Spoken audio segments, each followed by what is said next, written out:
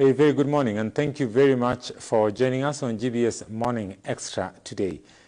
Word out there is that Kenya has gotten a new start. Yesterday's events at the Bomas of Kenya moved the country to a higher level, if you may allow me to say that. Well, we've got lots of news for you today regarding the launch or the official launch of the BBI report by President Uhuru Kenyatta in an event that was attended by many. The head of state, Uhuru Kenyatta, launched the BBI, that is the Building Bridges Initiative report, on Wednesday. Uhuru called on all leaders and Kenyans in general to unite and forge ahead together in building a new face of Kenya. More than 4,700 delegates from all the 47 counties attended the event. Let's listen in to this report by Mary Vuguza. President Uhuru Kenyatta, while officially launching the Building Bridges initiative at the Bomas of Kenya on Wednesday, asked all Kenyans to read and debate the report ahead of National Conference in January that will increase a platform for feedback and collection of public views on the report. Uhuru urged leaders not to be overtaken by their own ambitions for power. We want to live in a manner in which we can program ourselves. Na ndipo mimi nawauliza, haswa na ninataka kurudia tena, viongozi wenzao, tafadhalini. Ambition, personal ambition is not bad. It's a healthy thing. We all want to be ambitious because we are desirous. We want power. We want to be MPs. We want to be presidents. We want to be governors. We want to be all of these things. Ambition is good. Just like people are ambitious, who those in business, they want to be ambitious and to see how their business grows. But I pray and I appeal to you today, don't let those ambitions of yours overshadow our ability to fix those things that will help you achieve your ambitions. Former Prime Minister Raila Odinga said that BBI is not about individuals, but for Kenyans. Tuliongea na ndugu yangu tukasema, wewe na mimi ukisimama pale na mimi simama pande hii, tukishikana mkono tutaweza kuunganisha taifa hili la Kenya kwa vizazi ambavyo zinakuja. Kwa hivyo usiangalie yale mapendekezo yametoka pale sema sijui nini, Raila atakuwa nini lile moja. Hii si mabadiliko ya Raila au kwa Raila. Raila yuko leo, kesho hata kuweko. Uhuru vile vile hata kuweko kesho. Lakini Kenya itaendelea mbele.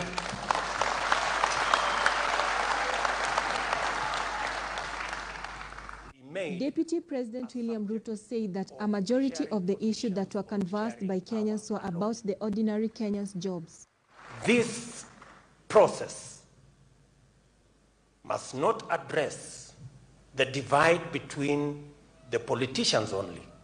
It must address the divide, the huge divide between the haves and the have-nots, between the people who have jobs and the millions of young people who are unemployed.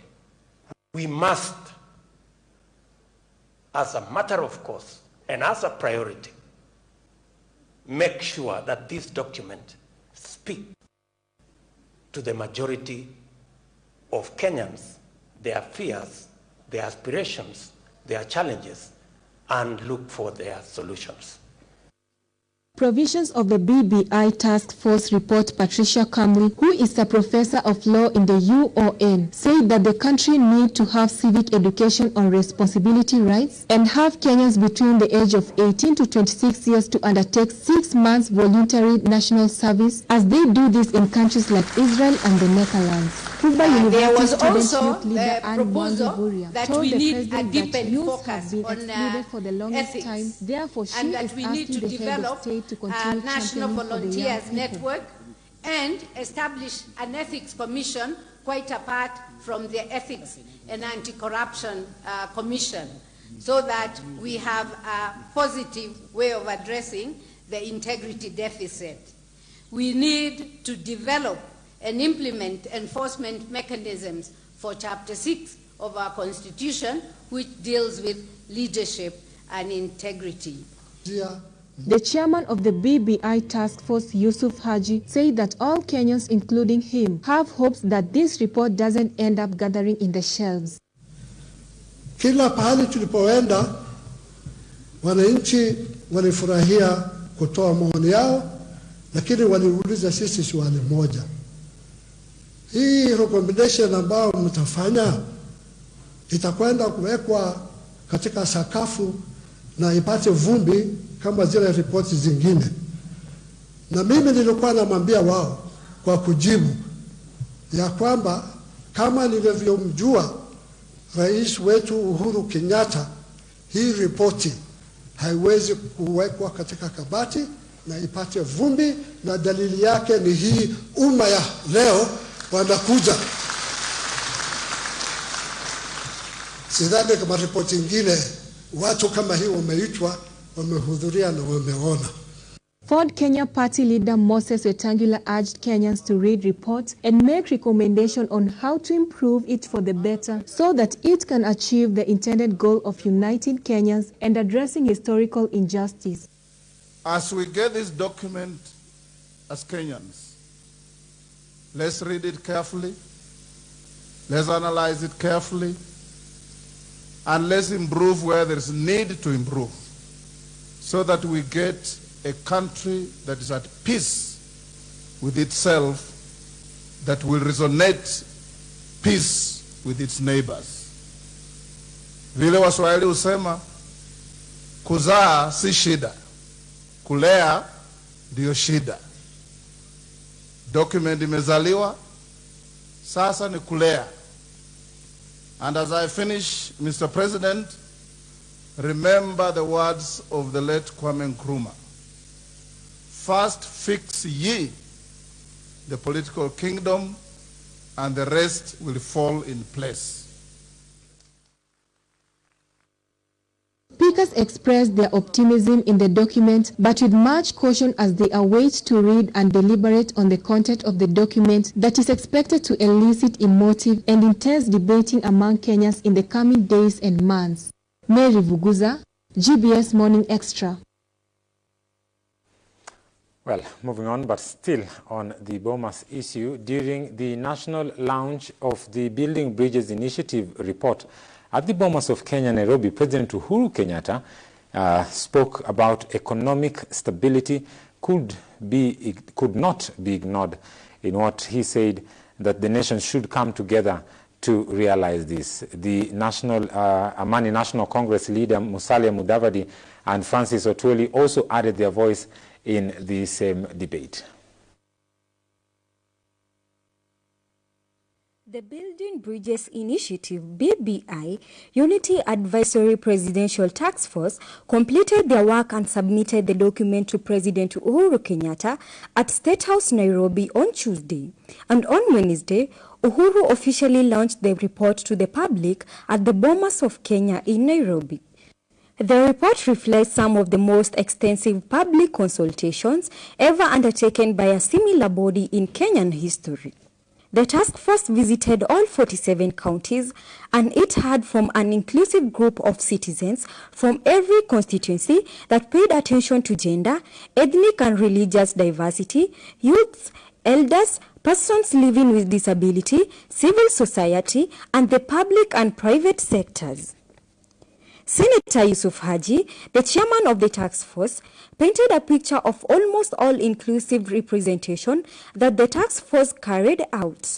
Wananchi watukufu wa Kenya, BBI imewasikiza watu katika kaunti 47 yote, na zaidi ya watu 7,000 wameweza kutoa maoni yao kwetu, na hawa watu wamejumuika ni kila makabila, mabibi na mabwana, watu wenye tabaka mbalimbali, watu ya dini, na hata wale wanaitwa civil society wote.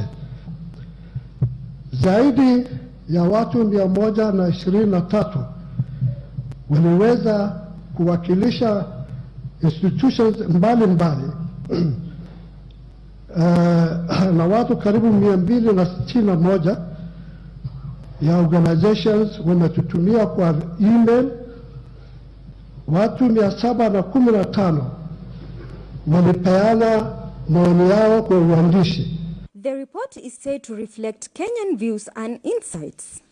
From the BBI report, it also reflected that the county is far more worried by the lack of jobs and income. This has led to so much poverty, inequality, and frustrated hopes. A shift in economic pattern is needed so as to provide enough jobs to youth and have enough revenue to meet the services and welfare needs of Kenyans. On Tuesday, the BBI Task Force report was officially launched by President Uhuru Kenyatta, where leaders and Kenyans all over the country gathered at the Bomas of Kenya in Nairobi. During the launch, the Secretary General of the Central Organization of Trade Unions of Workers, Francis Atwoli, he addressed the issue of unemployment, where he said in the country, people don't have permanent job and something should be done to address the issue. Na kazi nyingi, Your Excellency, ni za casualization. Watu hawana permanent job. Kwa hivyo ni lazima tuangalie. Na mimi sisemi tu kama Mkenya, mimi nasema kama an international worker. I coordinate Africa and Asia.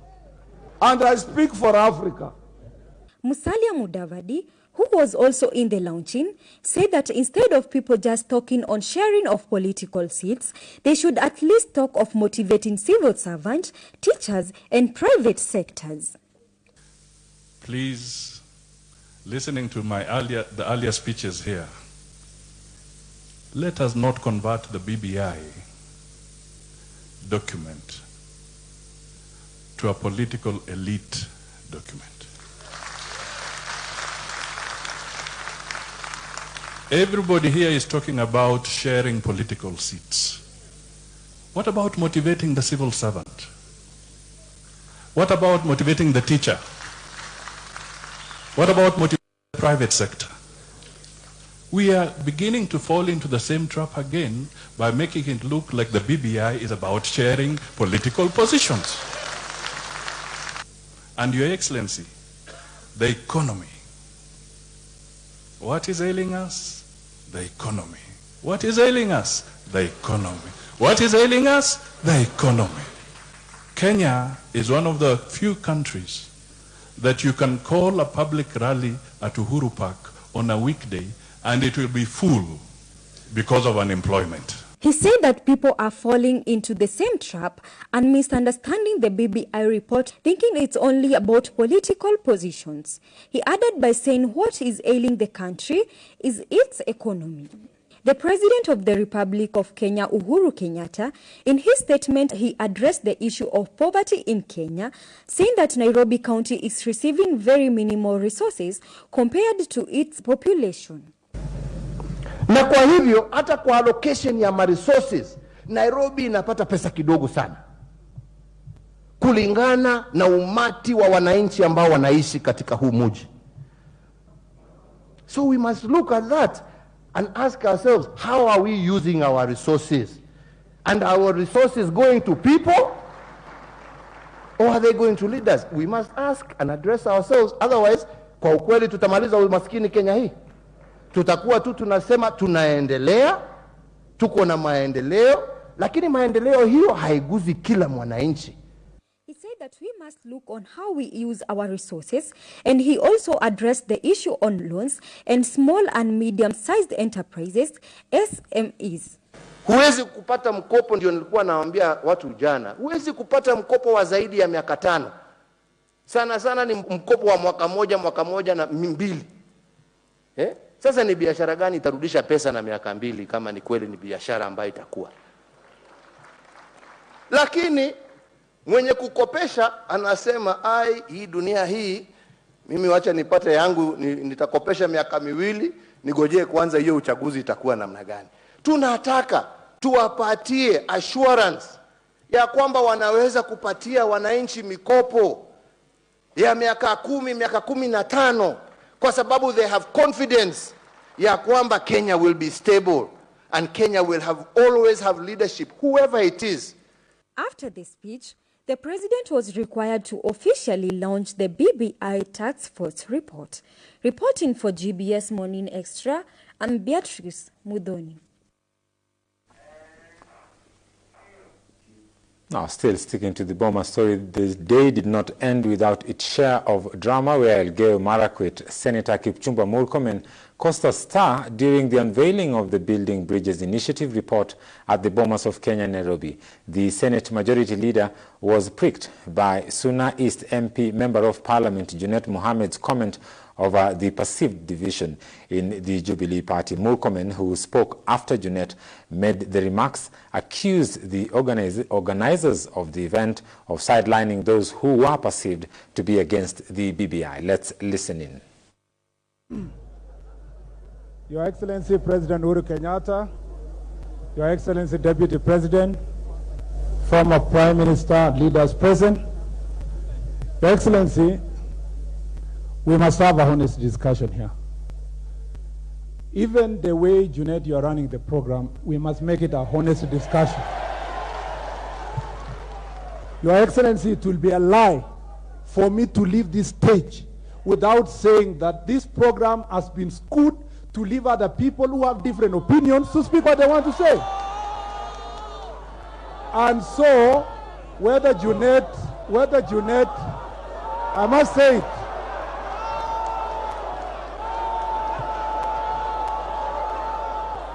and so, Your Excellency, we must say it as it is. Just hold on, relax.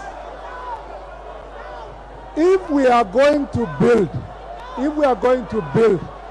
a honest Kenya going forward, Your Excellency, we must be able to put our views on the ground. It starts, Your Excellency, with who mobilized the people who came to this podium.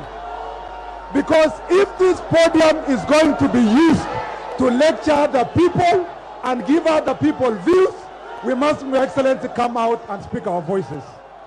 And so there is no way I will be told, as a leader in this country, I will be expected to sanitize politics in this nation, and our voices are not going to be heard when we speak here.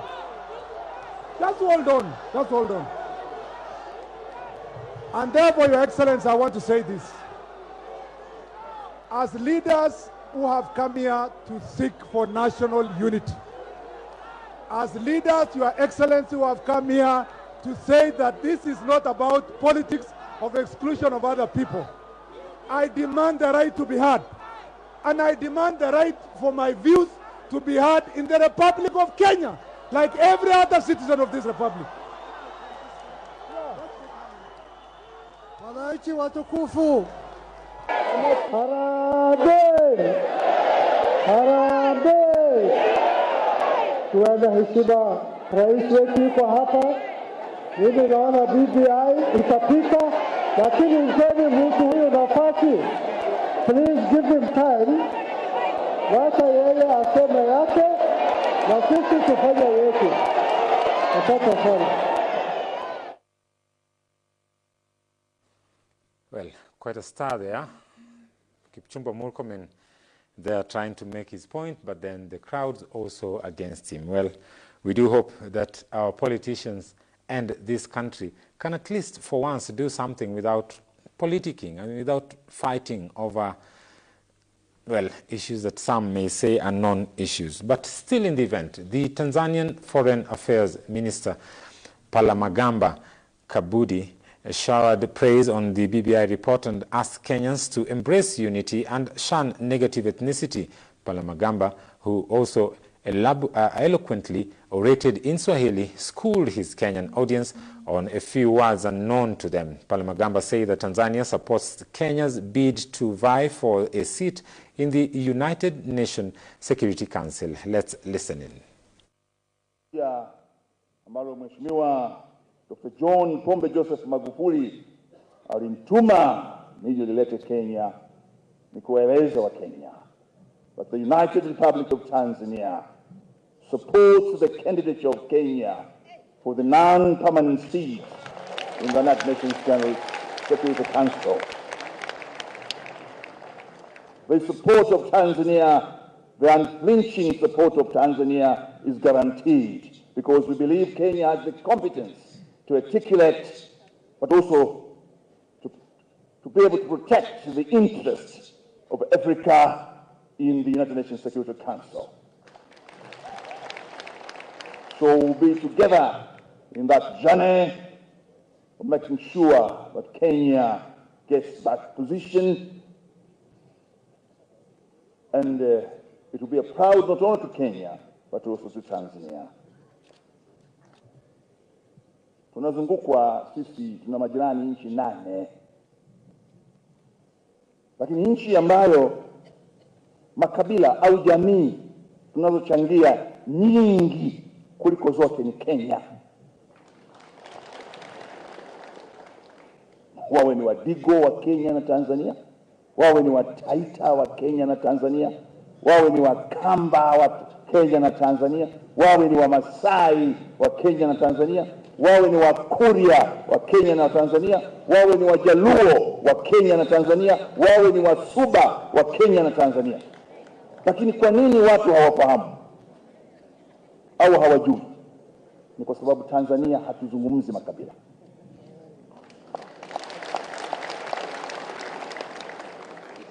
Tanzania hatukuzi makabila. Makabila yapo, lakini hatuyakuzi. Ndio maana wengi hawajui kwamba Tanzania kuna Wadigo. Wadigo wa Msambweni na Wadigo wa Tanga ni wale wale. Lakini kule wale Wadigo ni wa Tanzania. Wale wa Masai ni wa Tanzania. Wale wa Kamba ni wa Tanzania. Na tunamshukuru sana baba wa taifa marehemu Mwalimu Julius Kambarage Nyerere, ambaye mwaka huu tumekuwa na kumbukizi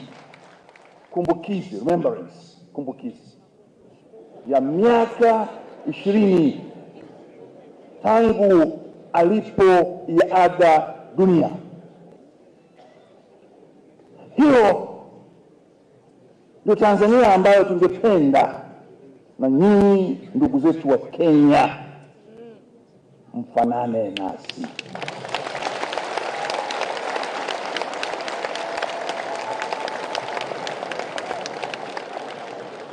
Na leo kwangu mimi, jana niliongea na Mheshimiwa Rais Kenyatta. Mimi unaweza kaniita Kaguthi, sawa, nafanana na Kikuyu kidogo na hasa meno yangu,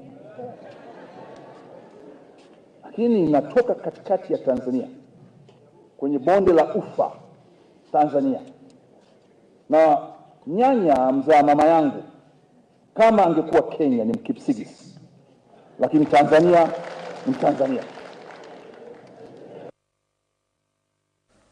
Well, quite interesting there, and I do hope that goes a long way in instilling some sense into Kenyans, and also trying to borrow a leaf from the Tanzanian neighbors. And indeed, Tanzania, if I'm not wrong, has more ethnic groups than Kenya, but you hardly would hear them refer to themselves with their ethnic group. They always refer to themselves as Tanzanians or from the regions that they do come from. And I believe that in the new document, there's all these issues that are being addressed about, you know, how Kenyans also have lost trust in the institutions, how Kenyans also need a change of mindset. There's a facet that talks about our problem is not the hardware, our problem is the software, issues of corruption, issues of inclusivity, and all these are issues that we are going to discuss today. I've got a panel who will be coming in later on to discuss more on this,